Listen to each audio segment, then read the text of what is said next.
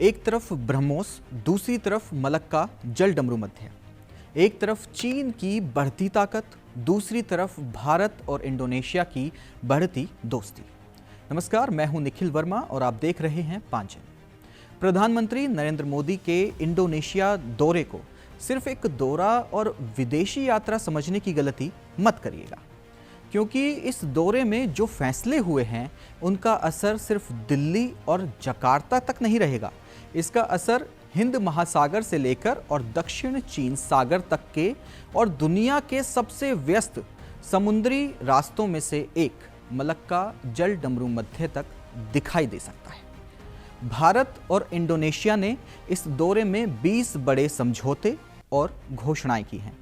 रक्षा से लेकर खेती तक, जरूरी खनिजों से लेकर समुद्री सुरक्षा तक, ईवीएम से लेकर स्वास्थ्य और संस्कृति तक, दोनों देशों ने अपने रिश्तों को लेकर एक साथ कई मोर्चों पर अपना कदम आगे बढ़ाया है।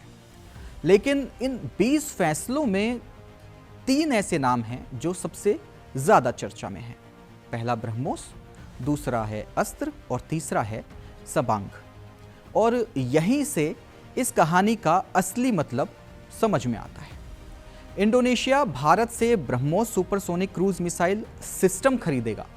रिपोर्ट के मुताबिक ये सौदा करीब $630 मिलियन का है और इसके साथ में भारत की अस्त्र मिसाइल, ये वो मिसाइल है जो हवा से हवा में सटीक मार करने की क्षमता रखती है।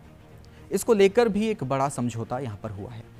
यानी अब भारत सिर्फ दुनिया से हथियार खरीदने वाला देश नहीं रहा, बल्कि दक्षिण पूर्व एशिया के बड़े देशों को अपनी मिसाइल तकनीक बेचने वाला, देने वाला ये देश बनकर उभरा है। ब्रह्मोस मिसाइल दुश्मन को दूर से निशाना बनाएगी और अस्त्र आसमान में दुश्मन के विमान को चुनौती देगी। ऐसी खबर है कि अस्त्र मिसाइल को इंडोनेशिया के रूसी मूल के सुखोई लड़ाकू विमान से जोड़ा जा सकता है।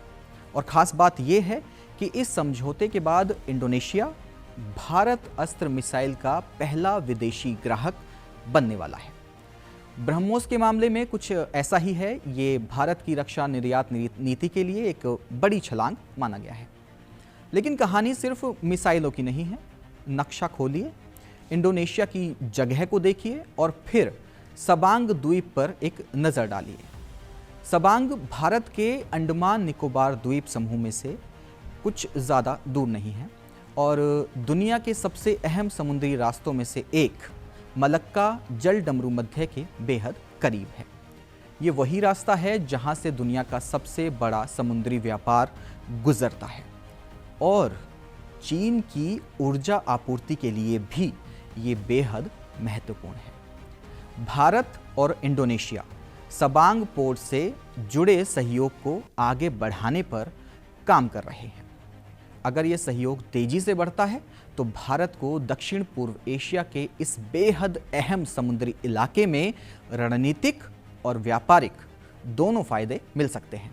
यानी मिसाइलों का सौदा इंडोनेशिया की ताकत बढ़ाएगा और सबांग का सहयोग भारत की समुद्री पहुंच।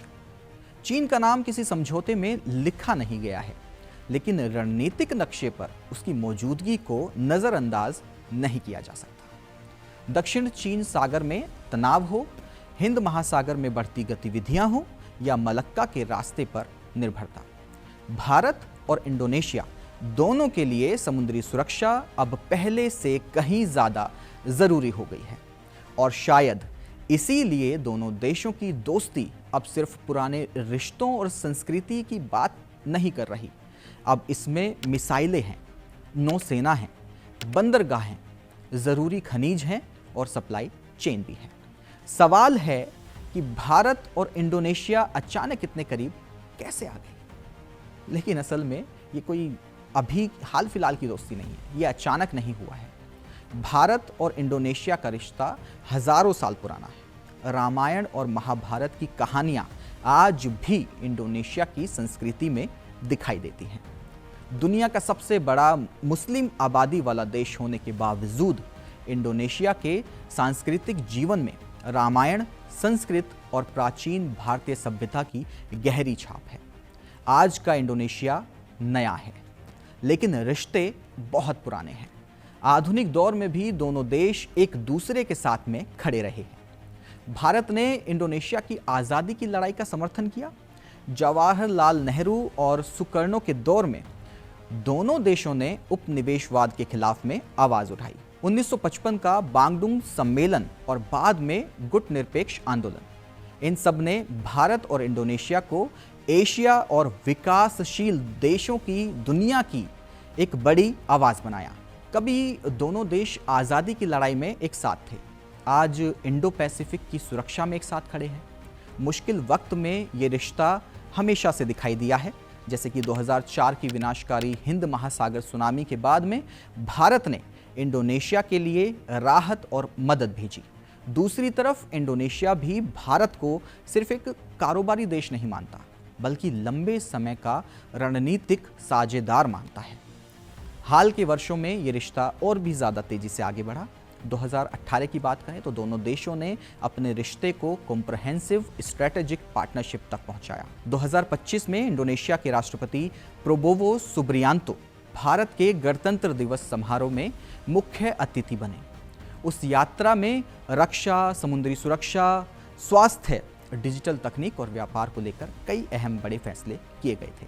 अब 2026 की बात करते हैं तो यहाँ पर प्रधानमंत्री मोदी के दौरे ने उसी रिश्ते को मिसाइल, महत्वपूर्ण खनिज और रणनीतिक बंदरगाह तक पहुँचा दिया है।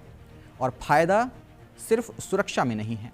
इंडोनेशिया निकेल और दूसरे महत्वपूर्ण खनिजों का एक बड़ा केंद्र है। भारत इलेक्ट्रॉनिक गाड़ियों, बैटरी, स्टील और आधुनिक तकनीक के साथ साथ रक्षा उत्पादन के लिए भी एक सुरक्षित सप्लाई चेन चाहता है। और यही वजह है कि क्रिटिकल मिनरल्स पर सहयोग हो चुका है।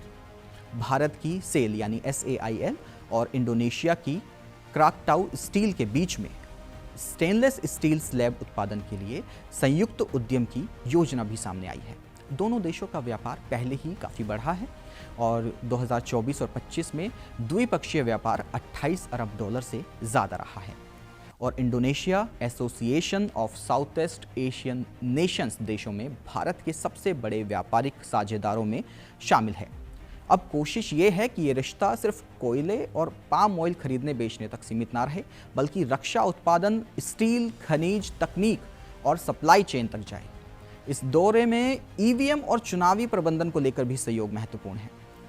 भारत की चुनावी तकनीक और अनुभव में इंडोनेशिया की जो दिलचस्पी है, ये दिखाती है कि रिश्ता अब रक्षा और व्यापार से आगे संस्थागत सहयोग तक पहुंच चुका है। कृषि और खाद्य सुरक्षा पर समझौते दोनों बड़ी आबादी वाले देशों के लिए अहम हैं, जबकि स्वास्थ्य, शिक्षा, पर्यटन और संस्कृति के फैसले आम लोगों के बीच में संपर्क बढ़ाने की कोशिश है। यानी पूरा हिसाब समझें तो इंडोनेशिया को भारत से मिसाइल और रक्षा तकनीक मिलेगी और भारत को दक्षिण पूर्व एशिया में एक मजबूत रणनीतिक साथी मिलेगा। इंडोनेशिया को अपनी समुद्री सुरक्षा मजबूत करने में मदद मिलेगी, भारत को मलक्का के करीब सहयोग और महत्वपूर्ण खनिजों की सप्लाई चेन में फ़ायदा होगा और दोनों देशों को एक ऐसा साझेदार मिलेगा जो किसी भी महाशक्ति पर पूरी तरह निर्भर नहीं रहना चाहता। इसीलिए प्रधानमंत्री मोदी का ये दौरा सिर्फ 20 समझौतों की कहानी नहीं है, ये कहानी है उस पुराने रिश्ते की जो कभी रामायण और समुद्री व्यापार से जुड़ा हुआ था, फिर आज़ादी की लड़ाई में एक साथ खड़ा हुआ और सुनामी जैसी आपदा में एक दूसरे की मदद की, और अब ब्रह्मोस, अस्त्र और मलक्का के रणनीतिक नक्शे तक आ चुका है।